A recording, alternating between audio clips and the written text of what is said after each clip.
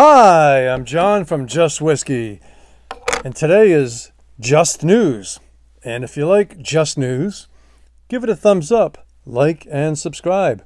And consider becoming a Patreon with the link in the description below. And thanks so much for the few Patreons that I do have that help support this channel and my journey. And remember, folks, not only is it just news, it's just whiskey. And today in the news, Gordon and Macphail have announced that they are going to stop in 2024. They're going to stop buying new make from other distillers and maturing it, which is what they've been doing for 128 years. And this has been a decision that's been in the works for a while, and their distillery manager, Ewan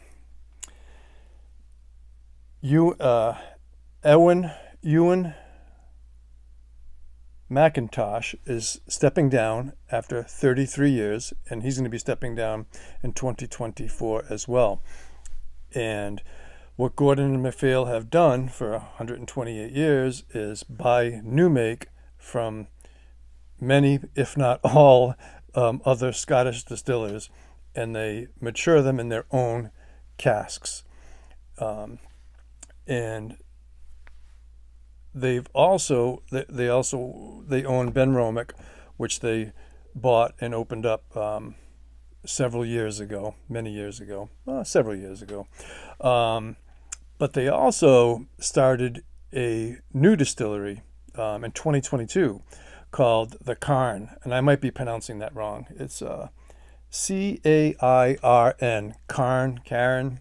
It's called the Cairn, and they are not planning on releasing anything until a minimum of 12 years, which sounds familiar with the Lowland distillery, Daffmill. They did the same thing. They waited 12 years.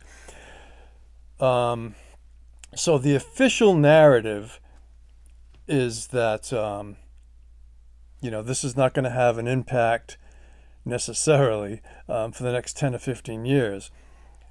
But by next year, once they stop buying new make spirit, then once it's gone, once they start selling it, it's going to be gone.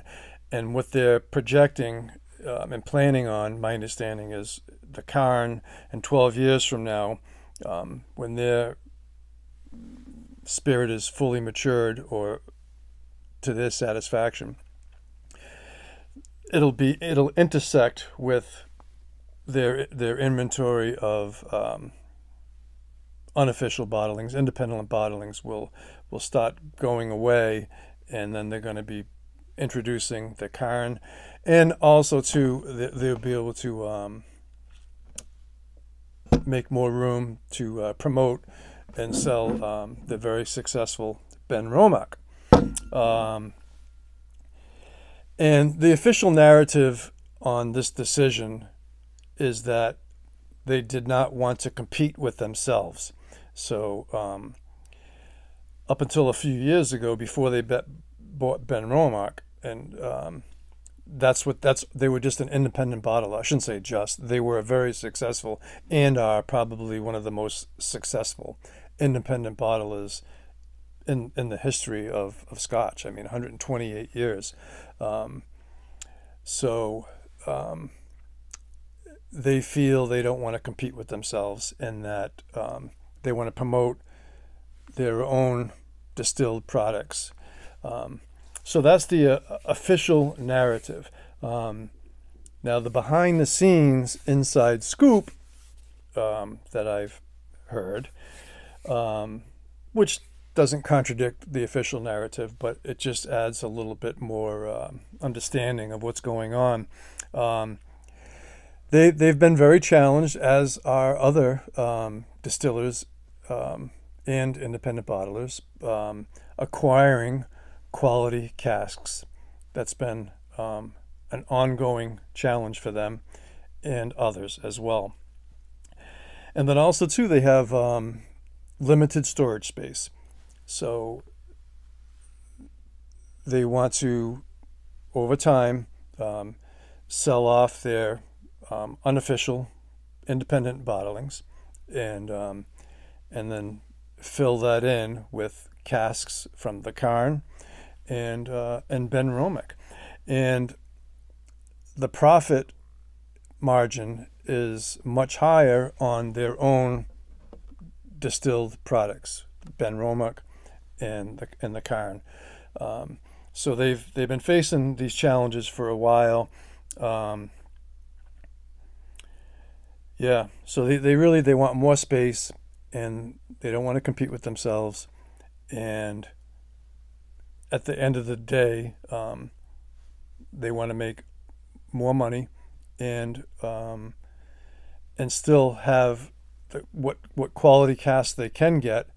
They want to use them for their own distilleries, which makes perfect sense. And then also too, on the same front, switching gears now to the Mossburn, independent bottlers and blenders. They own Torevig, which is a new distillery on the island of Skye, neighbors to Talisker. They also own a Japanese distillery, and they have had a big challenge as well as far as acquiring quality casks. Very much so. So my understanding is future offerings from Mossburn independent bottlings are going to be somewhat limited for a while. And yeah, that's just the nature of the beast. That's what's going on. And also too, Mossburn owns an American distillery. I don't have any more details on it than that. I don't know if it'll be producing American single malt or bourbon. But if it's either one of those, then that should help them somewhat alleviate their cask quality. So they'll be able to have new white oak charred casks to make their American spirit, and then they can send those over to Scotland to use for Torevig, and send them to Japan if they need that as well. So some very interesting news there. I hope you enjoyed it. If you did, give it a thumbs up, like and subscribe, and leave some comments down below. And remember, folks, not only is it just news, it's just whiskey. So hats off to you all, folks, and take care.